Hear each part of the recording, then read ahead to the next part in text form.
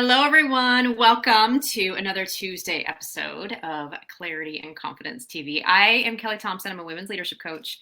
I have my very first guest with us this week on this new LinkedIn Live platform. I'm so excited. I have Rebekah Black. Rebekah is going to tell us all about her journey. But what's important for you to know is that she is here to talk about taking brave risks and what it means to have a CEO mindset. She is the founder and CEO of Jambos, which is a nonprofit organization that provides pajamas to children in foster care. But I didn't do that justice. She's going to talk to you all about it. So welcome, Rebekah. Hey, thank you. I'm excited. I think you did a great job with the mission statement. You got it. Story. So tell us how this all came to be, and you can go back as far as you'd like. Oh, okay. Well, thank you for having me first. I'm so excited. This is my first live too. So We're going to do this together, right? I'm Rebekah. Thanks you did a great job, but I'm excited to share a little bit about our story, tell folks, how we got to where we are. And it starts honestly from the time I was 15 years old. My family, we took a mission trip to Kingston, Montego Bay, Kingston, Jamaica. And that sounds really, really beautiful, right? It's like, oh, you went on a mission trip to the Caribbean? Nice. No, yeah. But we served in a girls' home and an orphanage there. And I was young when I just realized that I had a heart for serving people. I had a heart for ministry. I had a heart for kind of getting out there and learning more, culture, more meeting new people. And I didn't really know what to do with that. And so I can remember coming home and telling my parents, like, I think I'm going to adopt babies. And they're like, you're 15. Like, what are you doing?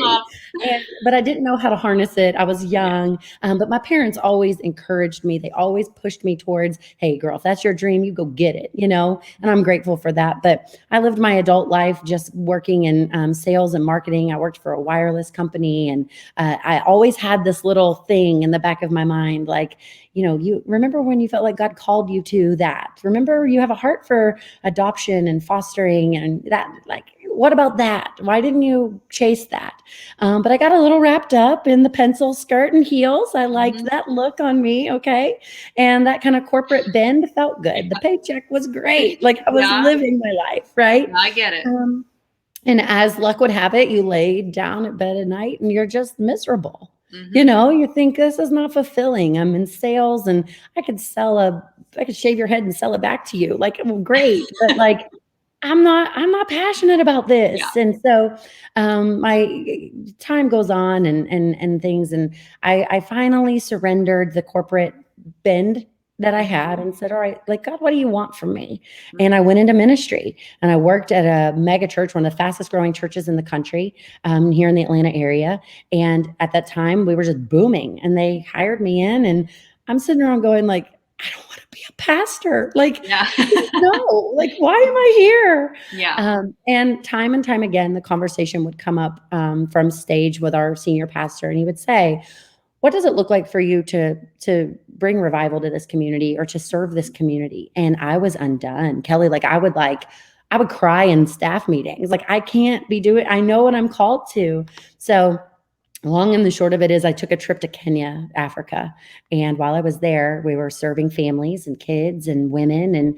And it was just very clear to me, you're going to come back and you're going to start this journey of entrepreneurship, which I was not an entrepreneur. I had no idea what I was doing. Yeah. And I was terrified. Like, yeah. So I said, okay. And there's more meat to this story, right? But I said, okay, we're just going to we're going to serve kids in foster care. And I knew there were a lot of kids in our community, 850 kids about in our county. It's a lot of kids. So why don't we just serve them by giving them brand new pajamas? They need pajamas when they go into their new homes. Oftentimes kids come into their, new placement with just the clothes on their backs. There's no resources for them. And then the foster family is able to go and shop, right? But if we could just bring comfort to them in those first hours, like, let's do that, right? So I invited my small group. I said, hey, let's do a drive. Like, instead of exchanging Christmas gifts, can we do pajamas? And they bought in. Yeah, sure, we'll do it. Yeah. We collected 223 pairs of pajamas that day. Wow. And I thought to myself, oh God, this is going to work. Like, Oh no. Oh no, no, no, no, no. Yeah. Like, no. Yeah. And it began. And it was, the one of the women donated, she wanted to do it at her school. Then one of the women that went to that school was a connection at, the Gwinnett Stripers. And then it just kept going. And now, in that first year, the goal was 843 kids. That first year we served 5,100 kids. Wow. And we were booming through, the entire state of Georgia. And so the next year was year 2, and it was a global pandemic. We served 6,200 kids, and year 3 we will have served 18,000 kids this year. So wow. I tell you that story so quickly, like it just was like, oh, that was easy. But it just happened just like that. Yeah. Do you see the blood, sweat, and tears? Do you see it?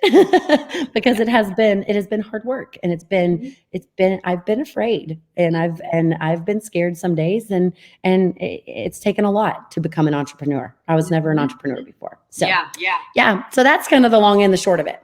Wow. So I would love to hear, like, if you had advice that you could give to women, what would you say? Number 1, quit the job you hate.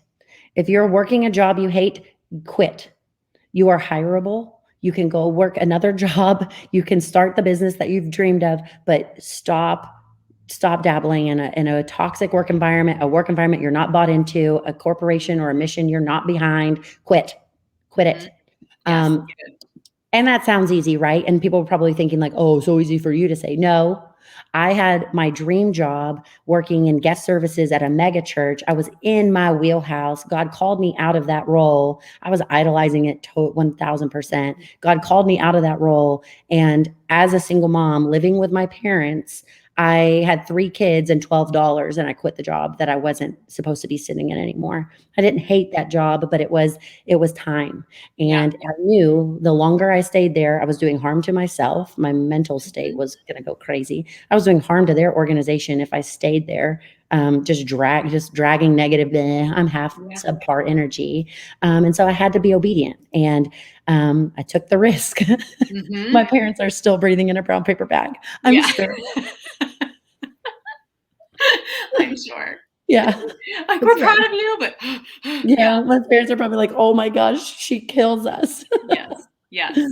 So like that probably feels really courageous. Like, and so, women are probably thinking to themselves, boy, like you just literally like went off with $12 in your pocket. Like, I don't think I could do that. So like, what advice would you give them about like really summoning that courage and those sorts of things? Because I'm sure it was hard. Yeah. Well, for me, I'm highly relational. I love people. The more people, the merrier.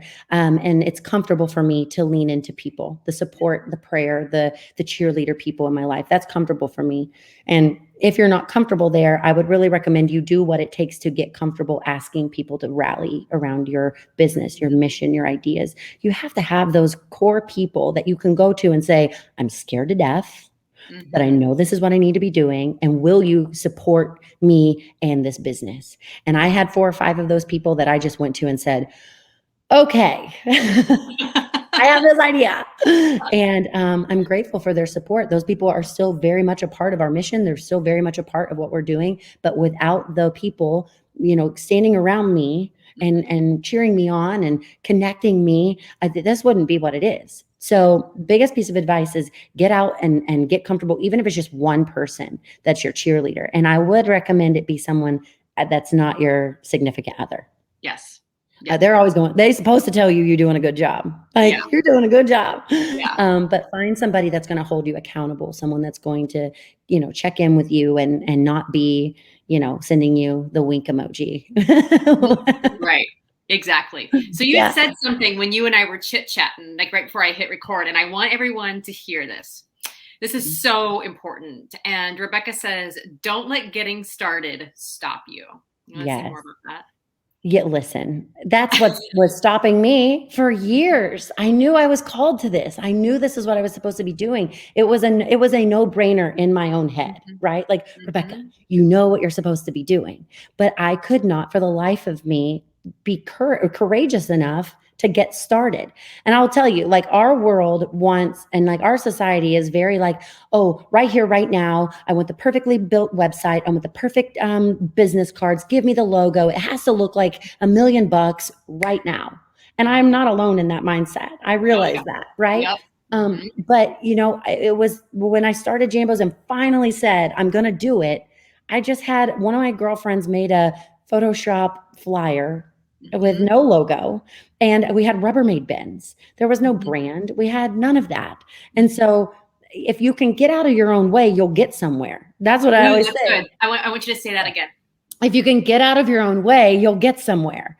And so it's like I had to kill the perfectionist, the excellence thing. And we still do it with excellence. I have the best Rubbermaid bins you ever did see, But that wasn't what I had envisioned. I had envisioned branded boxes and banners and all of the things that make us look official. You'll get there, but you got to get started to get there. Exactly. And we're there now, like I joke with our COO. I'm like, when we got the branded boxes, that was it, the pinnacle. That was it. That's when it became official. I do primarily coach corporate women leaders, but I do work with a handful of entrepreneurs. And something that we giggle about often is they get stuck in procrastinating.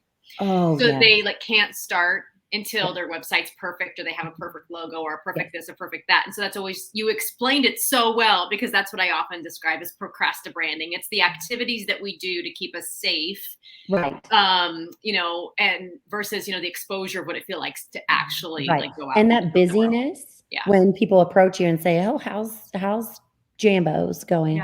Oh, I'm just working on my website and getting it. It sounds sexy. It sounds very I'm working on myself. Girl, you ain't doing nothing. But it also doesn't pay the bills. It doesn't pay you, right? No. And so it's we're working on this, or you're working on it. Get to getting. Let's go. Yeah, getting. I love that. I love that.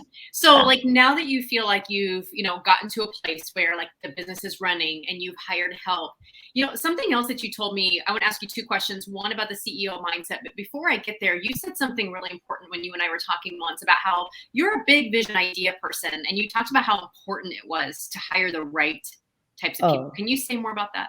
Yes. So I'm the CEO around here. Mallory is our COO, and we could not be gifted any differently. I am high visionary, glitter, llamas. Let's talk about ideas. I don't see trees. I only see forest.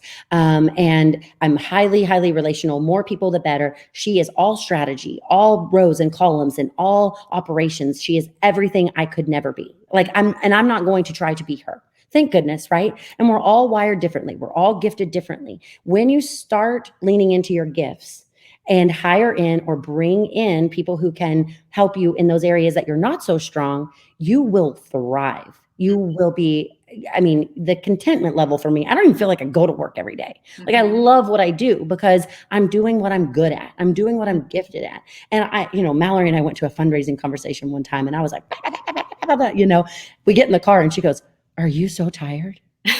How do you do that?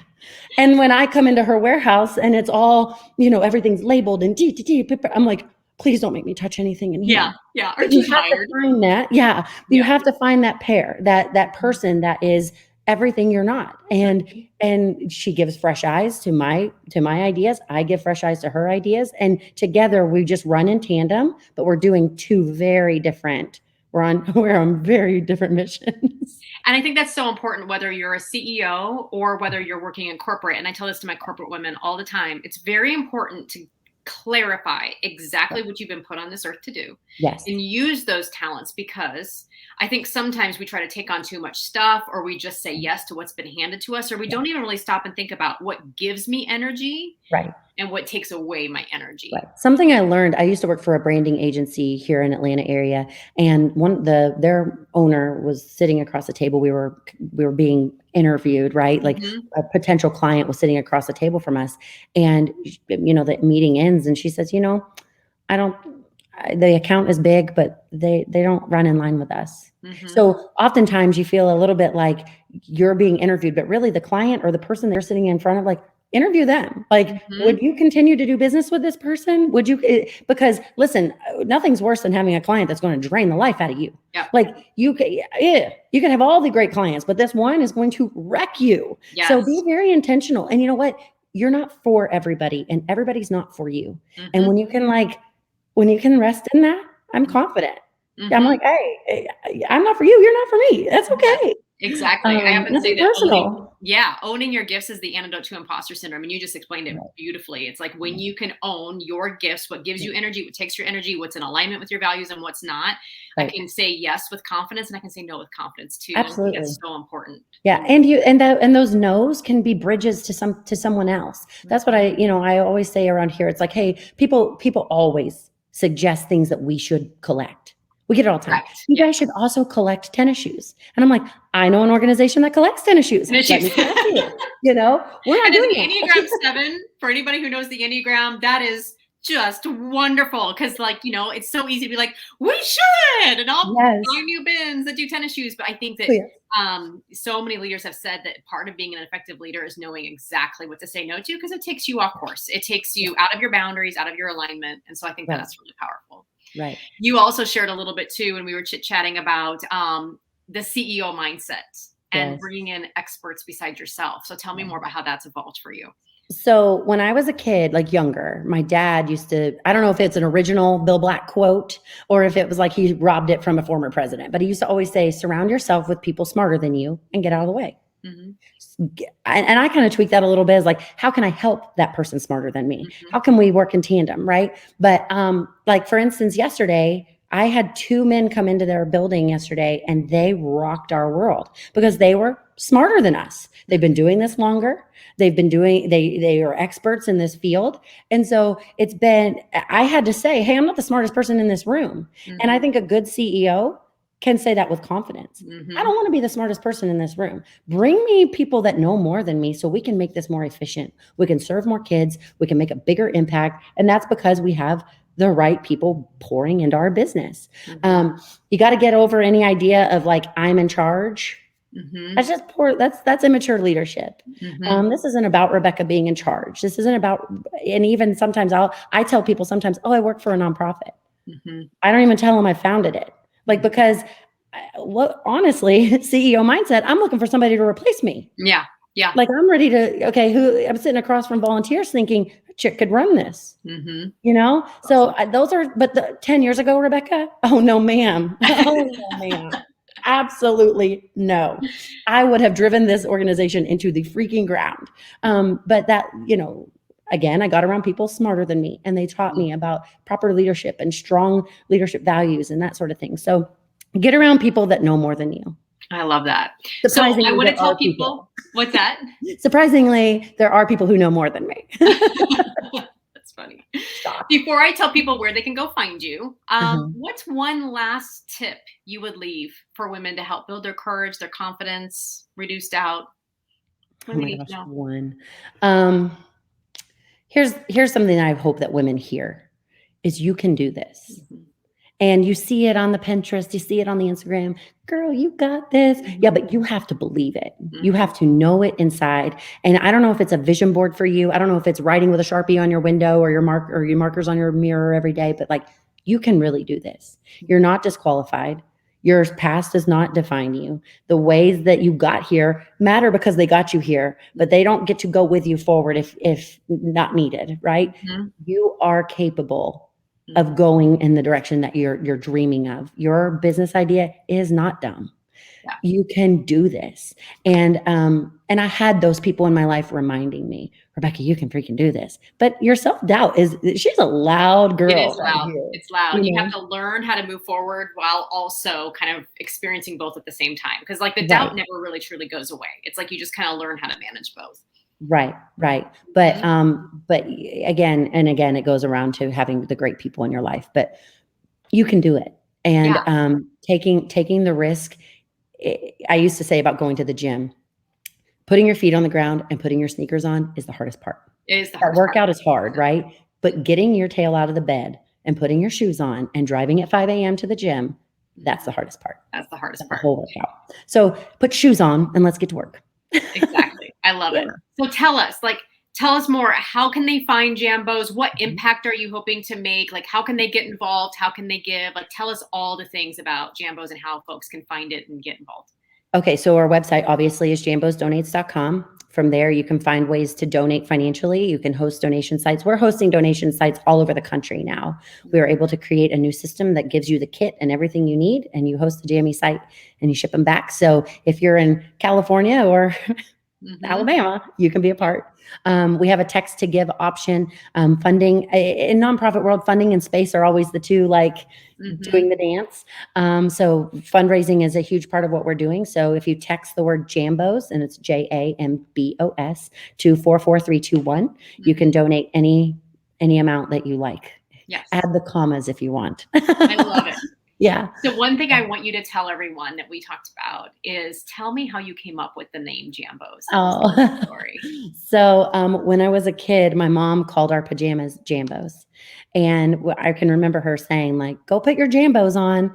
And a fun little fact, my parents, I remember them in the kitchen, like dreaming up starting a pajama company. And it's extremely difficult, for the record. It's really hard. And so they talked about it and dreamt it. And I saw entrepreneur like mindset there. And I was 8 or 9 years old. I was young. And then so goes the story. I end up in Africa, and I wanted so badly to like tell someone I wanted to start this, but I didn't want anybody to really know. Right. So I had came really close with a couple of girls on that trip, and I said, I want to start a pajama company. And shortly after, I had said, like, all right, let's put our Jambos on, like, let's go, like joking. And they like, it like hit. It was like, Rebekah, you have to start it, and you have to call it Jambos, because the word Jambo in Swahili, the language they speak in Africa, is a warm hello. It's like the most intimate welcome, like it's the nicest way to say hi, right? And I was like, oh gosh, I'm gonna go home and quit my job. Are you kidding me? No. And it was just very clear. The name of it will be Jambos, and it has, and from there, the rest is history. Here we are. I love it. And now you're making this wonderful impact in the life of people whose lives have changed overnight. And I love how you've grown it. And now it's something that isn't just happening in your home state, but you can really contribute nationwide. Yeah. Anything else folks need to know? I think that we covered a lot of ground here, Kelly. So, yeah, I think one thing that I do remind folks who are itching to give or itching to be a part is no donation is too small. One pair of pajamas makes a huge difference. And don't let what you think may be too little stop you from taking a step forward towards being a part of what we're doing. So donate $5 or one pair of pajamas. Nonprofit, and that's a great advice in life and career too. So that's wonderful. So I will drop links in the comments of how to find Rebekah, not only on LinkedIn, but her website and then her other social media platforms. But if you all are watching this on replay and you have questions, drop them in the chat and we'll make sure that we get them answered. And Rebekah, thank you so much for joining us today. Yes, this has been so much fun. Awesome. All right, everybody, I will see you next Tuesday. And if you have ideas for more guests, you make sure to send me a message or drop those in the chat too. And I'll see you all soon. I got one for you. All right. Bye. Take care. Bye.